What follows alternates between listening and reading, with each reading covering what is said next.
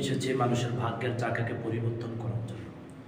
আল্লাহ তাআলা বলছেন লাআল্লাকুম তাত্তাকুন, যাতে করে মানুষকে তাকওয়াবান বানাতে পারে, যাতে করে মানুষকে ফরেজগার বানাতে পারে। তার জন্য আল্লাহ সুবহানাহু ওয়া তাআলা গোটা মানব জাতির জন্য রমাদানুল কারীমকে ফরজ করেছেন।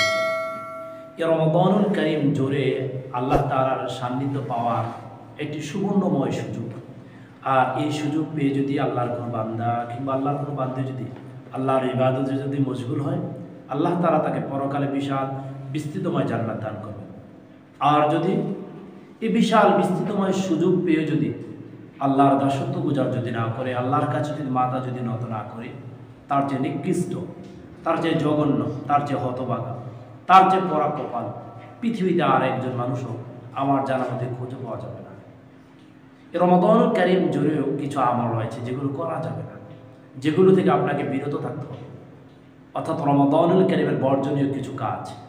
আমি 5টি টপিকস নিয়ে কথা বলবো রমাদানুল কারীম জুড়ে যে কাজগুলো আপনি করতে পারবেন না। এর মধ্যে 1 নম্বর হচ্ছে রমাদানুল কারীম আপনি সিয়াম রাখছেন, আপনি মিথ্যা কথা বলছেন, আপনার রমাদানুল কারীমের সিয়াম আল্লাহ তাআলার দরবারে কবুল হবে না। তাহলে প্রথম নাম্বার যে কাজ আপনি করতে পারবেন না রমাদানুল কারীম জুড়ে, এর মধ্যে 1 নম্বর হচ্ছে মিথ্যা কথা বলা যাবে না। 2 নম্বর কাজ হচ্ছে গীবত করা যাবে না। একেবারে নিন্দনীয়, একেবারে নিকৃষ্ট, একেবারে জঘন্যময় একটি কাজ হচ্ছে গীবত বলা। গীবত বলা যাবে না।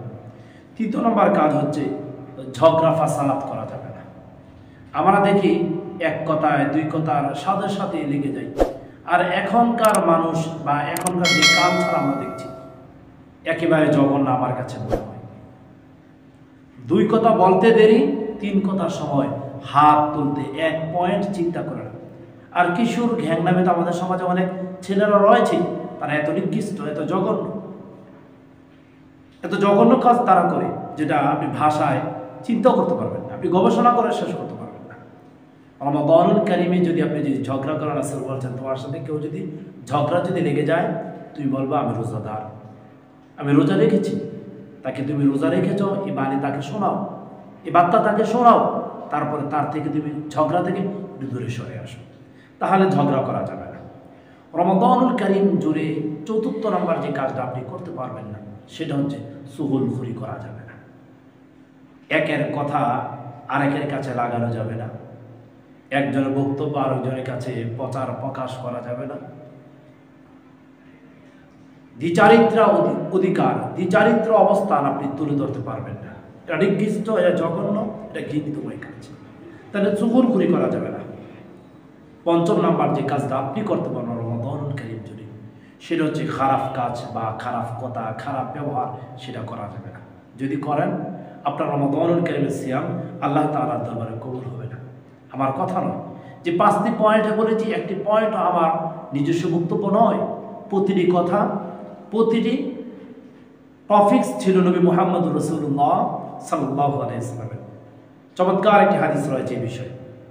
عن أبي هريرة رضي الله تعالى عنه قال قال رسول الله صلى الله عليه وسلم من لم يدع قول الزور والعمل به فليس لله حاجة أن يدع طعامه وشرابه। বিশ্বনবী জনাব মুহাম্মদুর রাসূলুল্লাহ সাল্লাল্লাহু আলাইহি ওয়াসাল্লাম বলেন, من لم يدع قول الزور والعمل به فليس لله حاجة أن يدع طعامه وشرابه। যে ব্যক্তি রমাদানুল কারীমের সিয়াম রাখবে, অন্যায় করা, অপরাধ করা, চুগলখড়ি করা, মিথ্যা কথা বলা, গীবত করা ছাড়তে পারল না, ওয়াল আমিলা বিহি, তার আমল কোনো আল্লাহর দরবারে কবুল হবে না। ফালাইসা লিল্লাহি হাজাতান আইয়াদা তুআমাহু ওয়া শারাবা, তার সারাদিন উপবাস থাকা, পানাহার থেকে বিরত থাকা, এগুলো আল্লাহ তাআলার কাছে কোনো কাজে আসবে না।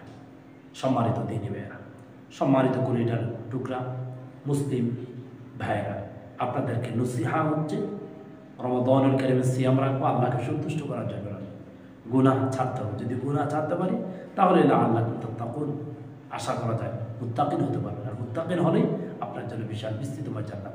আল্লাহ তাআলা আমাদের সবাইকে রমাদানুল কারীম জুড়ে আল্লাহর ইবাদতের সময় কাটিয়ে সময়কে ব্যয় করার তৌফিক দান করুন। গুনাহ অন্যায় অপরাধ থেকে বেঁচে থাকবার তৌফিক দান করুন। আমাদের প্রতিটি প্রোগ্রাম দেখার আমন্ত্রণ জানিয়ে এখানেই বিদায় নিচ্ছি। আসসালামু আলাইকুম ওয়া রাহমাতুল্লাহি ওয়া বারাকাতুহু।